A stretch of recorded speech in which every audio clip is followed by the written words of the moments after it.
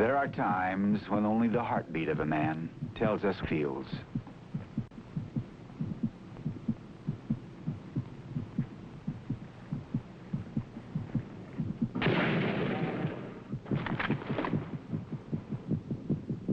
This is Rebel 6, request dust off. Dust off, over.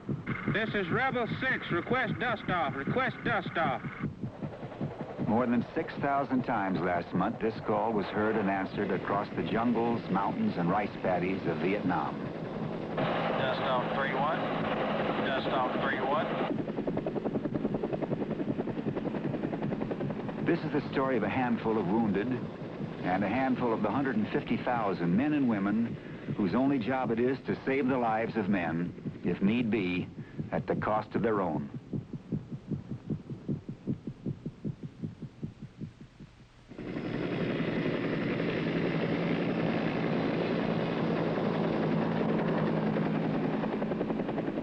Central Vietnam, and a province believed vital for the security of Saigon. After many days of quiet, ominous sniping, our position is threatened. A patrol has been ambushed and is tied down. This is a war fought on the ground by troops brought in and out by helicopter, for we control only the land we stand upon. The front, as it has been understood in other wars, is where you are facing at the moment.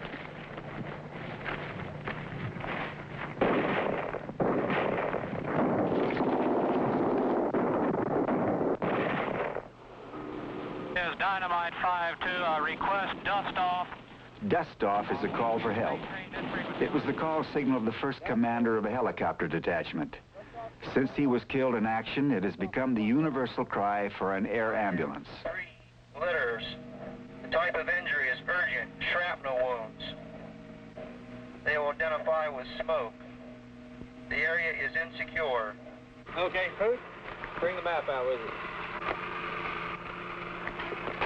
Yankee uniform. Okay, right here. 144 073. Right here. Okay.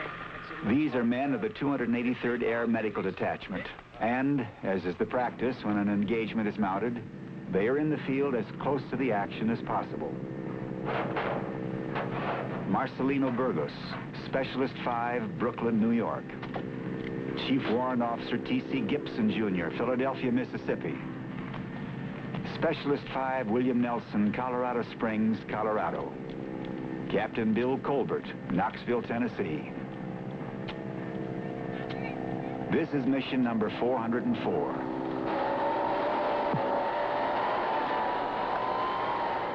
Tuned to our radio frequencies, the Viet Cong can and do imitate our procedures, ambushing our rescuers. It isn't until the helicopter is within rifle range that its crew can be certain who awaits them. And they are further disarmed. Since they exhibit the Red Cross, they may carry weapons only for the protection of their patients, not for themselves. I want to tell them back there, Burgos, we're going to have to switch because they have mass casualties up here. And we got to get up there and get them. Got 4 west. I got to check this out. I think may have a unit in there now. This is Mustang 3-3. Get off the air for approximately 02. We have a dust off in progress. They're on this push. Out. Bobcat Bravo 5, dust off 3-1, over. This is Bravo 5. Roger, we can hear you now, over. Roger, I'm above the clouds at this time. I have an APC with a panel marker on it at this time. If you could confirm that it is one of yours, we'll come down through a hole, over. This is Bravo 5. We prefer to use smoke. We've got quite a few down here with markers on, over. Roger. How much enemy contact did you have prior to our arriving, over? We've had sporadic contact all morning, over. Roger. What's the best direction of approach into your area, over? This is Bravo 5. Suggest you come in from the southwest. Do not go in the area to our northeast, over. Roger, that's about where we are at this time. Go ahead and throw a smoke now, and I'll see if I can pick it out, over. This is Bravo 5. We'll call it.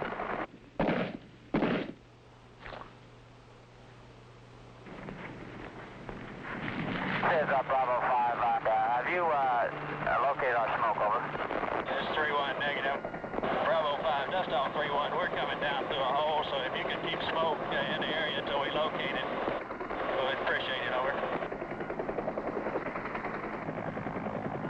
Roger, we have purple smoke. Is that affirmative? This is Bravo 5. That's affirmative, over. Roger. Keep smoke in the LZ at all times. We'll be approaching low level, over. This is Bravo 5. Roger. We've got you located. Go ahead and come in from the southwest now, over.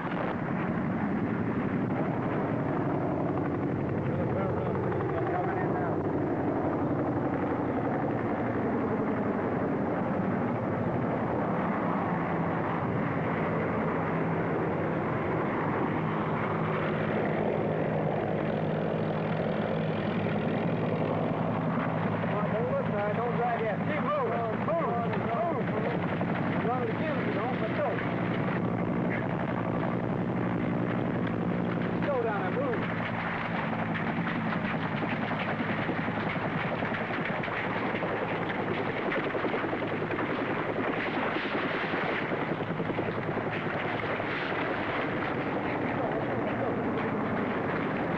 Don't get too close to him. Your head down.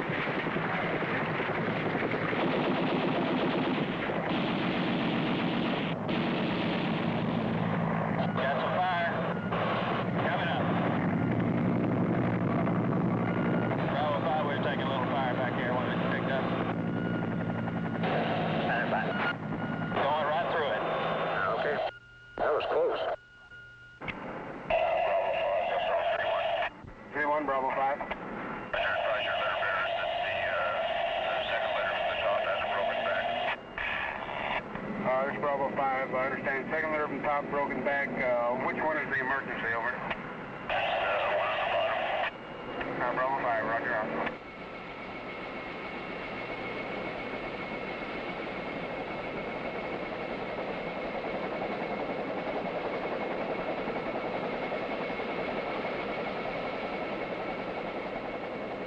The young mother's daughter was shot while quietly riding a bicycle with her father on a public lane in a little village in the warm sun of a beautiful day. She will be dead in an hour.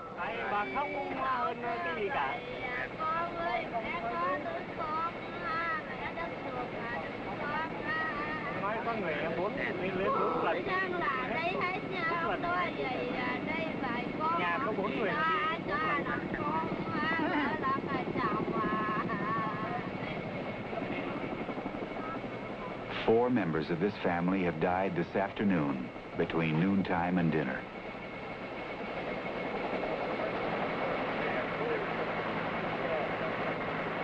Captain Lloyd J. Easton, ROTC, who was a pharmacist and was, before he became an executive officer, the manager of a Fairway drugstore in Woodburn, Oregon.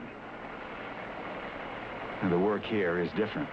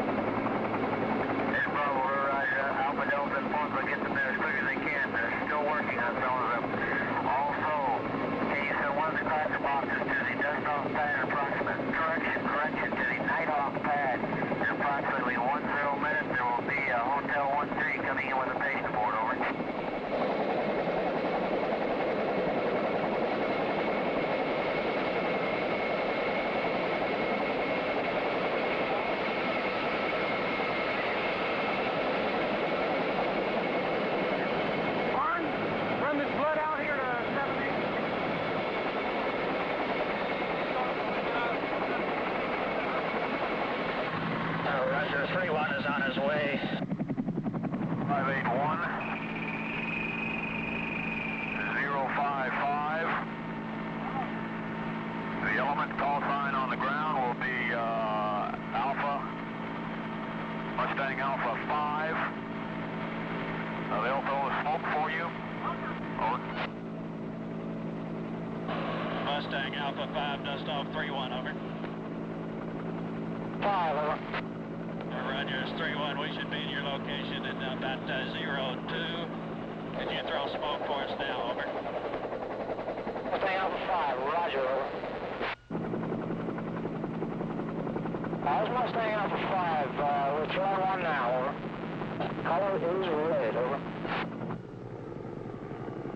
Roger, I have the red smoke. We're making approach in now.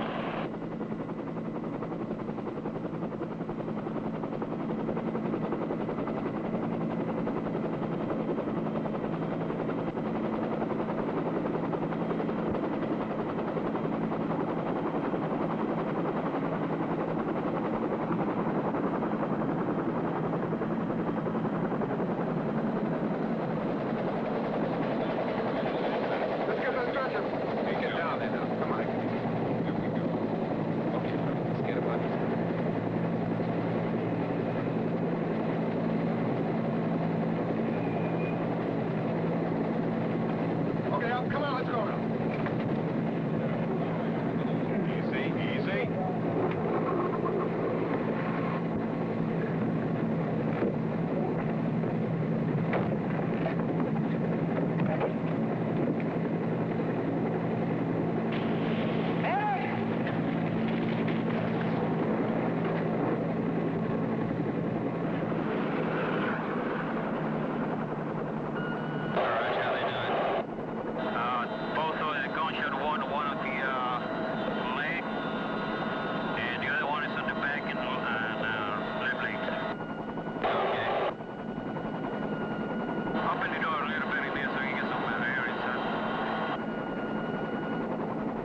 Cyclone 65, just off 3-1.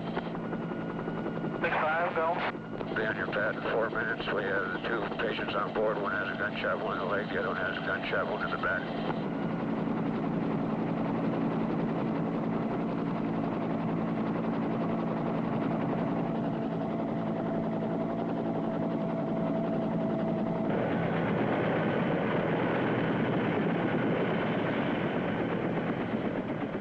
Dennis Aldrich, while performing his daily chores as a foot soldier, stepped upon a claymore mine. A metallic fragment entered his left flank. It shattered his spleen, destroyed part of his kidney, went into and is lodged in the left upper lobe of his left lung. 16 minutes later, he is here. Blood over here. Hey, hook up that blood. Come on, let's go, Rollins. Come on, people. Come on.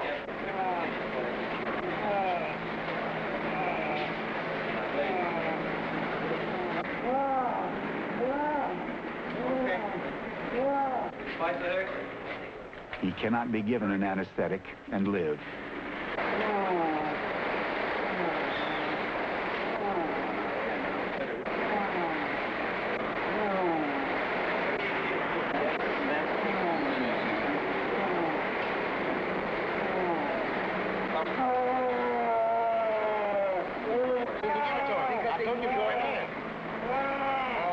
Probably get them right in there. Somebody got that big needle on that syringe for me?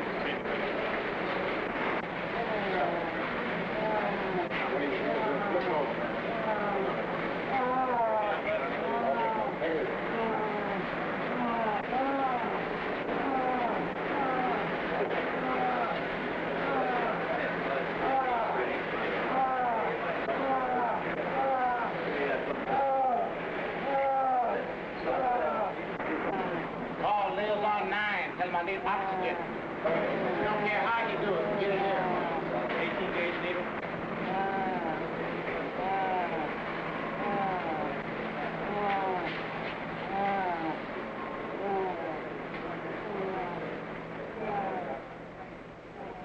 Brought in during the same engagement, a Viet Cong shares the operating room.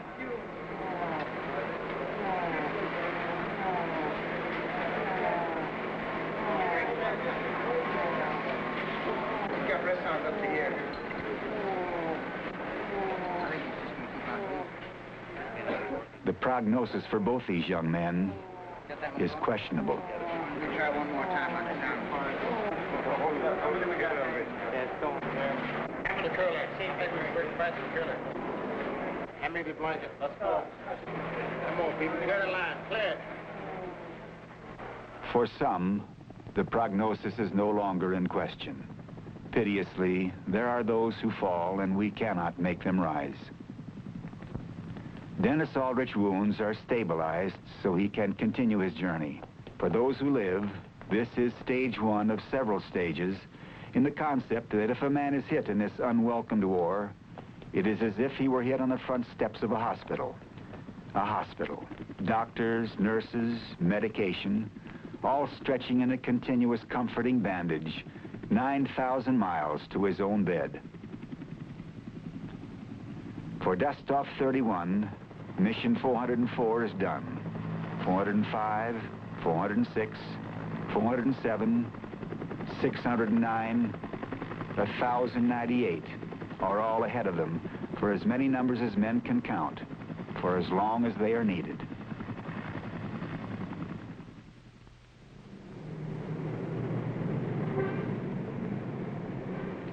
In Saigon, in a remodeled and guarded apartment building, are the headquarters of the Far Eastern Joint Medical Regulating Office.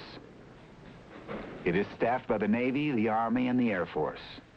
It is from here that the life of the casualty is guided to the hospital best equipped to handle his particular injury, to the doctor best prepared to heal him. Regulating in Saigon. I've got 2 add-on and a change in destination. Aldrich, that's A-L-D-R-I-C-H.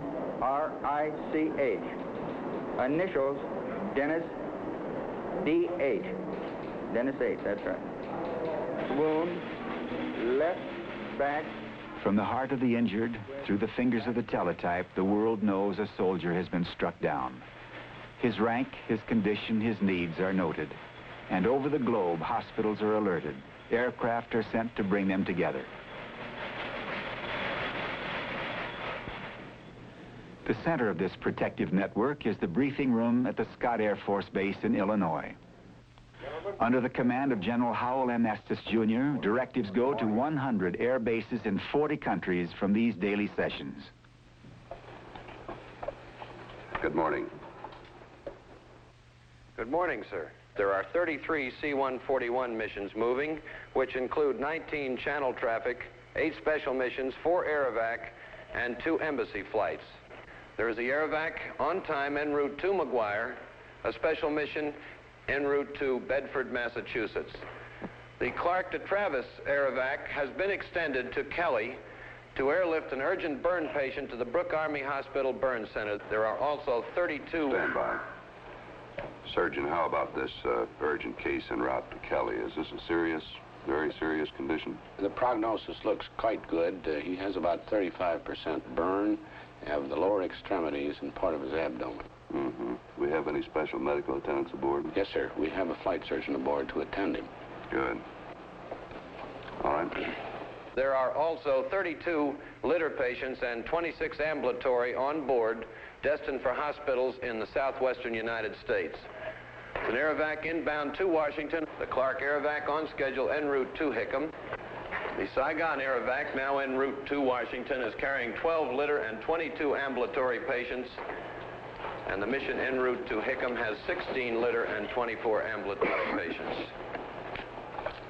Stand by 1. Surgeon, since we started that direct run from Saigon up over the northern route into Andrews, have we had any particular expressions from the patients as to whether any of those legs are too long for them? Is their medical condition being affected by the longer legs on that run? No, sir, their condition is not affected, and they're overjoyed to get to their destination rapidly. Fine. Okay. All route wind factors in both the Atlantic and Pacific are near normal today.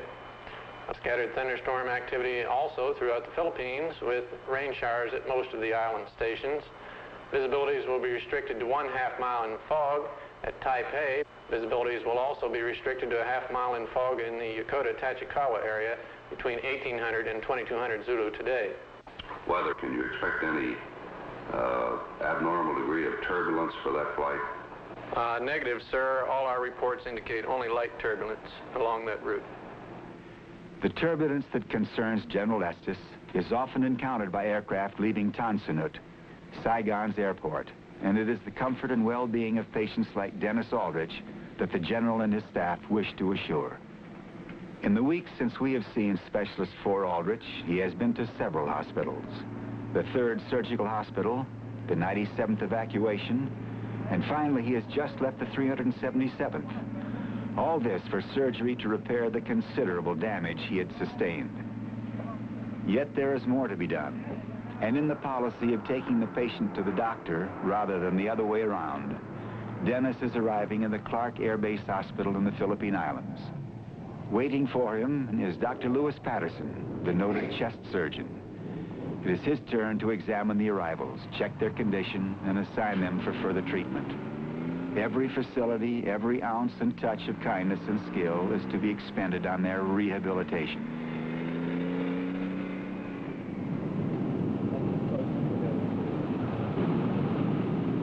There is barely a moment when they are permitted to forget this. What's your name? Shivari. What's that? Shivari. Spell? How long ago were you shot? Last night. Last night. Last night. Feeling pretty good? Take the trip all right?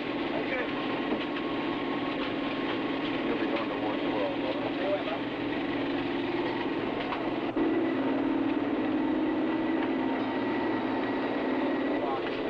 How you doing, young man? What's your name?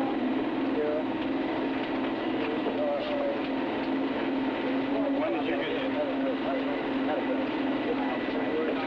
What?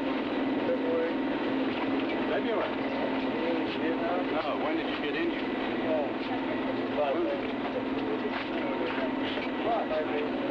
5 days ago. They took your leg off right away? Took your leg off yesterday. Now, where was the artery in? Was the artery in this leg or the other leg? Your right leg didn't work. You wiggle your toes to your left foot? Let's see you do it. Get that sheet off the bottom.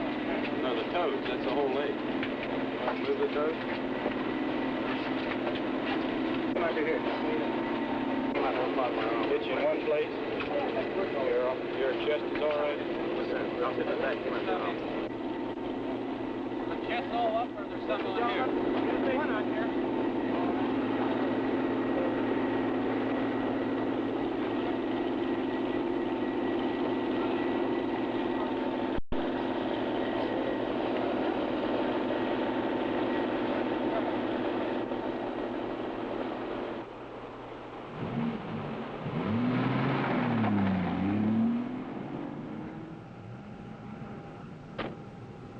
You can't help but feel some apprehension about, are we going to be able to manage these boys? It's going to be a problem we haven't met with before.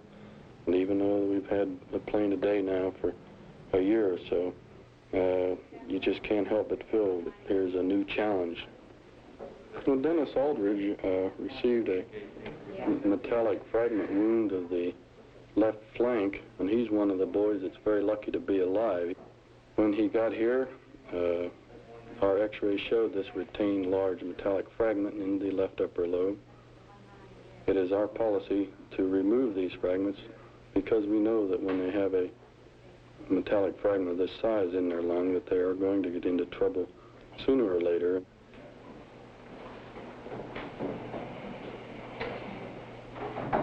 The injuries in this war are different than previous wars from one aspect, and that is the velocity of the missiles. The M14 rifle, for example, is much faster than the missiles of the previous wars. And this imparts an awful lot of energy as it passes through the body, killing tissues at quite some distance from the actual path of the missile. Yeah.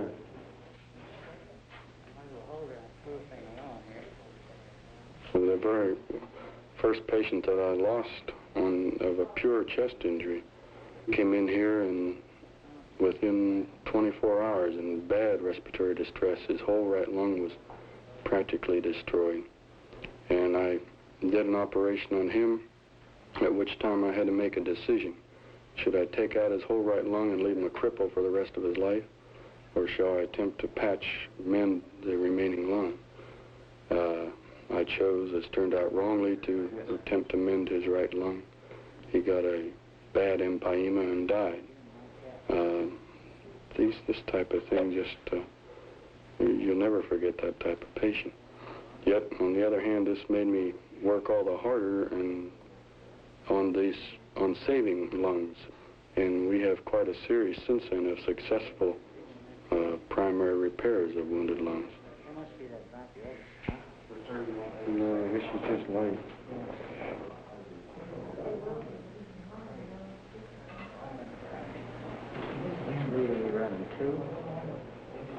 When you really stand back and have time to stop and think, it's just such a tremendous waste of human lives and human limbs, and so much suffering involved.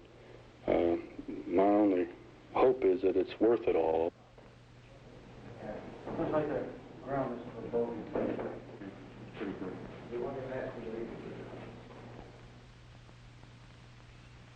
For the sick, nights are 1 year long, and dawn a welcome friend. With a light morning breeze comes the hope that this day will be better than the last. It is 3 days since Dr. Patterson went exhausted from his operating room, having met the challenge which in all our hospitals has resulted in returning 99% of our casualties to life. These first unaided steps are a quiet victory for all those who have held Dennis' future in their hands. Though the journey is not over for this battered boy, he is on his way. Air Force nurses Captain Dorothy Brooks and Marge Selger, specially trained to man an air hospital. It was a little later before they got home and to sleep. It's now not yet 6 a.m. Their days are not measured in hours, for they are a special variety of caretaker and are on constant call. Today's evacuation from Clark through Japan to the United States is to be theirs. 25 patients, including Dennis Aldrich, are to be prepared by the hospital nurses, the flight captains, and the doctors for stage 3 on the journey to recovery. Morning, Dennis. How are you this morning? Hi. Feel like going home yet? I'm ready anytime. How's that arm doing? That's pretty good. Moving around a little bit. See you move that shoulder. Ready to go about 10 rounds? I don't know about 10 rounds. Maybe 5. Maybe 5, huh? But don't be too good. We're liable to send you back over there. Oh, I don't think I'd feel very good. You don't think you'd like that? No. Had enough of the VCs? Well, for a little while, anyhow.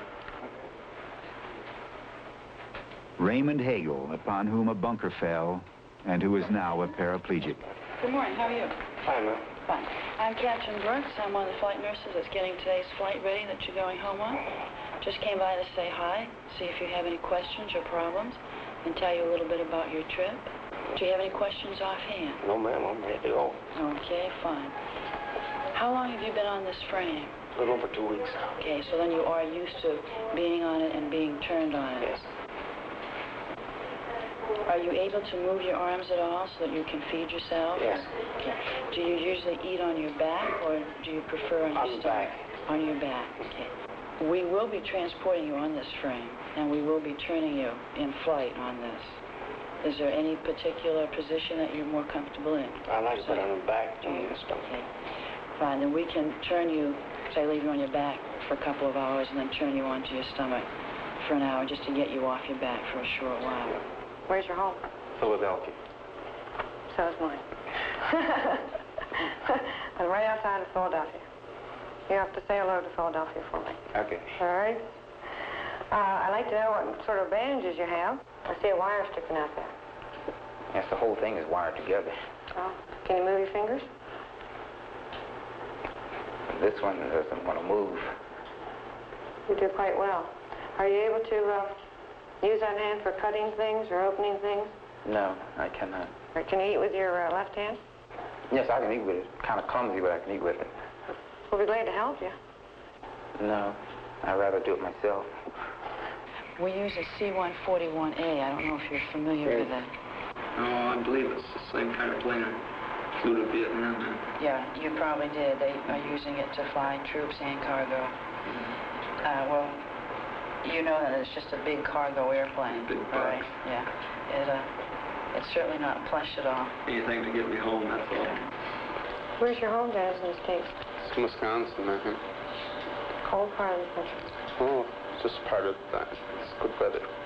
4 seasons. It's what? 4 seasons. 4 seasons. You like 4 seasons? Yes. You're anxious to get back? Oh, I'm in a real hurry to get back. There's someone back there waiting for you? No, just my family. Mother, father? Mother, father, 5 sisters, and 2 brothers. 5 sisters? Right. No girlfriends? No. You didn't leave anyone behind? No. You have to find someone when you get home. Oh, a bunch of them, I hope. A bunch of them? Yeah.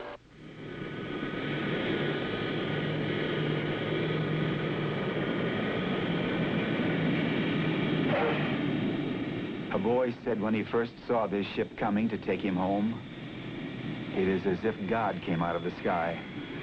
The craft is the C-141, and statistics aren't needed to tell us its size. The bookkeepers can tell us it is expensive. The pilots can boast of its cruising speed. But to the boys who have been on it, for all its magnificence and strength, it is a box. It is a wing. It is the way home.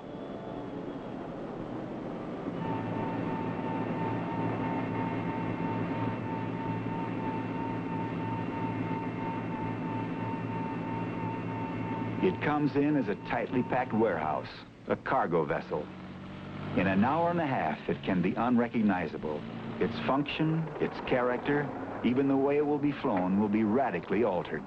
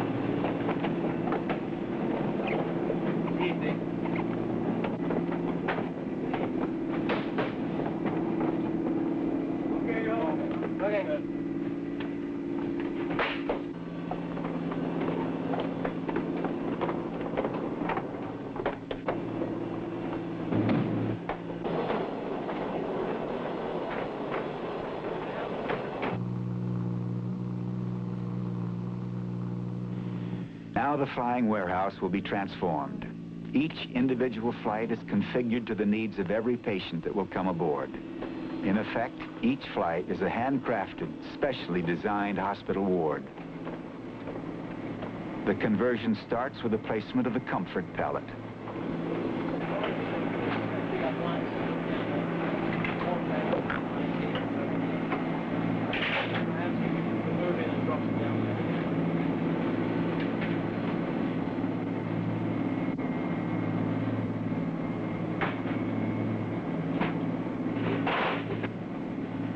This poem to modern technology makes provision for all eventualities.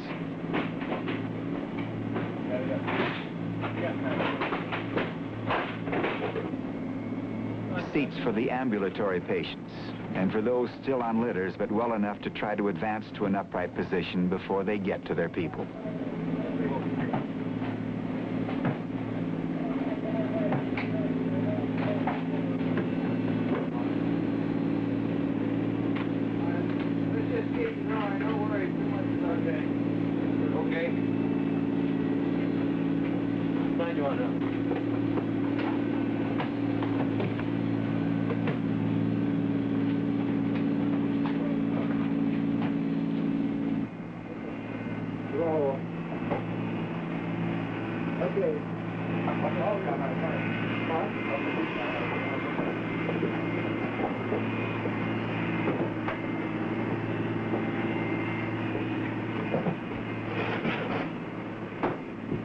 Oxygen inches from everyone. Individual medication a small reach away for instant administration.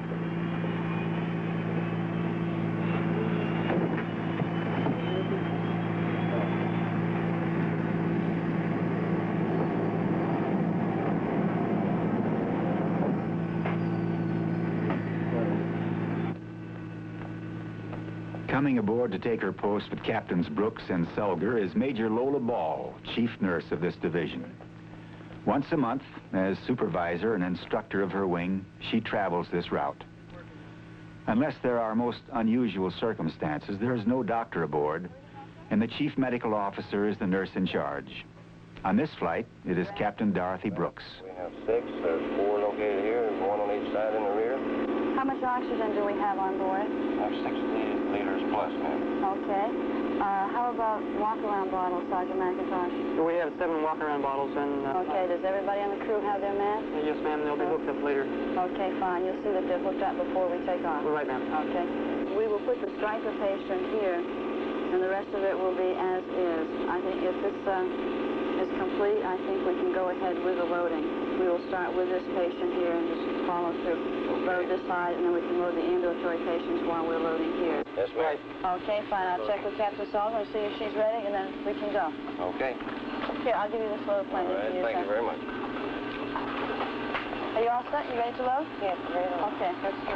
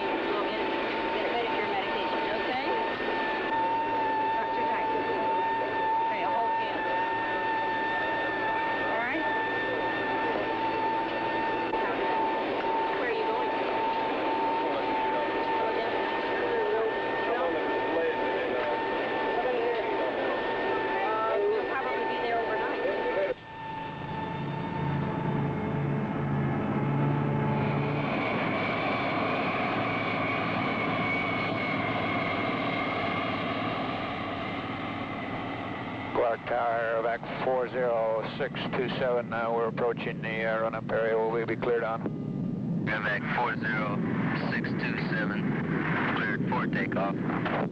Roger, 627. Its pilots are trained around the slogan, patients aren't cargo, patients aren't passengers, patients are patients. This requires a gentle skill rarely achieved by average men.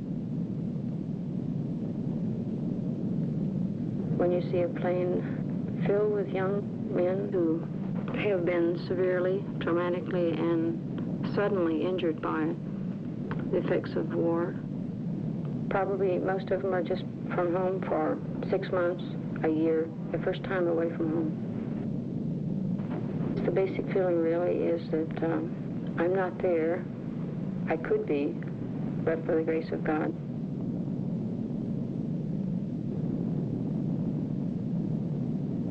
patients are the end result of a nurse's long, particularly a flight nurse's long, striving to do something for someone who really needs her, who really needs to have her help and to do something that she's been trained for all her life. And certainly in flight nursing, you use everything you've ever been trained to do. Very often you use all of this in one flight.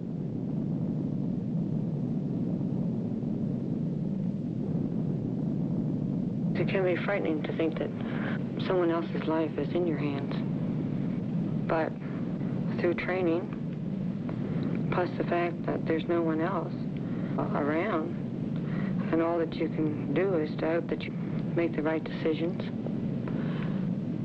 Our patients that are take back to the United States are young boys. They were boys when they left Travis and went over. But you wouldn't dare call them a boy on the way back. I think they use us as mirrors to see how we react to them. They can see how they look in a mirror themselves, but we would be their mirror to them on a plane, how we would react to them. And if we would react violently, this is how they would get the conception, not how they themselves look to themselves. It bothers you that these fellows are young. I don't know whether it makes any sense or not as to why they're injured. I don't think about it. I don't understand it. You can't stop and think about this. The problem is to see what you can do with them from here on in. How do you help rehabilitate them? Most of them think about what they are going to do when they get home. A lot of them think about how long it will take them to recuperate and be returned to duty. Some patients reveal their anxieties by being extremely quiet. I think some of these fellows are afraid to voice some of their anxieties because it would be maybe unmanly to do so. And you have a communication that you don't have to put into words, that just the patient and you just feel. The closeness that a flight nurse and a patient has, perhaps, is that they're sharing a common experience. They're both alone. They're both away from home. They are supporting each other in that the patient is looking for the nurse to help them, and I think the nurse, in a great sense, is looking to the patient to give her the sense of responsibility that she has. When I first went to Vietnam, I was a little trying to actually visualize what it was going to be like. I didn't really know. In a way, I was sort of glad to go over there. Then, yeah, I was a little scared, too.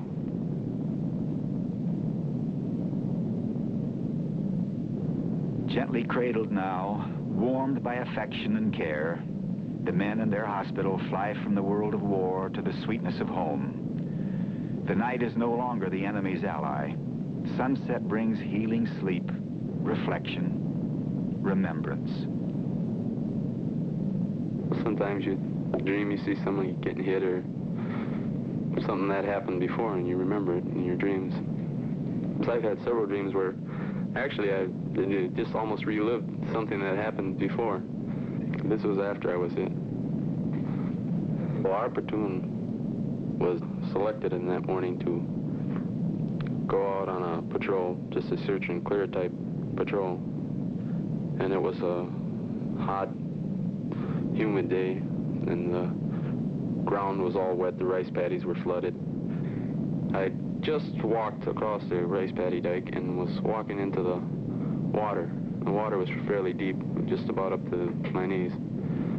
That I felt myself getting hit and then heard the explosion.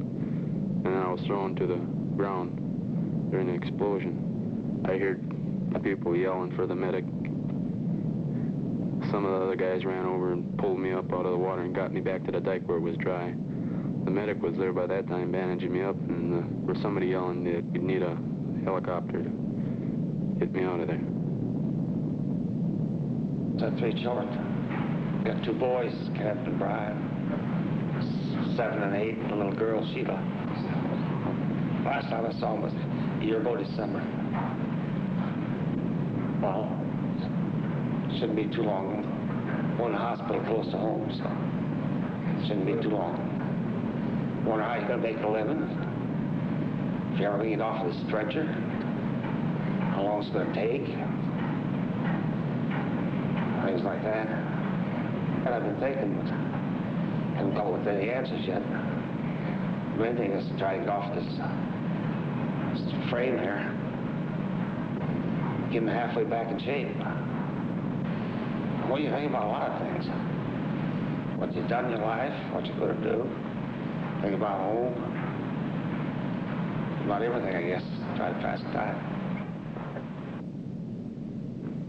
It's impossible not to become attached to any patient, whether you're with him for 5 minutes or many days. Nursing, I think, has compassion that most people do not understand. Nursing is a way of life. It's, as a soldier would be a soldier, nursing is a way of life for nurses. Leaving nursing or getting out of nursing could be compared with suddenly missing or not having a limb. It would be like taking part of you away. On glide path. Heading 353.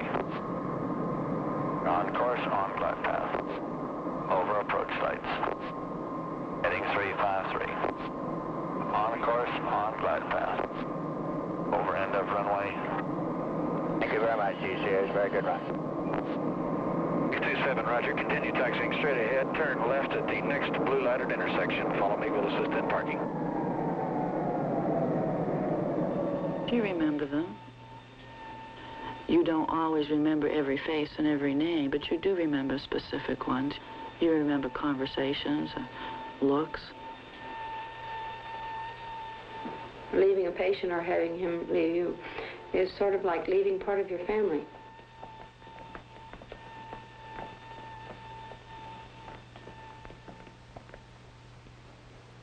At 826 Forest Street, Stevens Point, Wisconsin, as in many corners of the land, a family nervously awaits the return of a young man. The boy need not be a hero. He need not be a prodigal son. He need only to have done his job. He need only return safely, for every surviving soldier is a hero.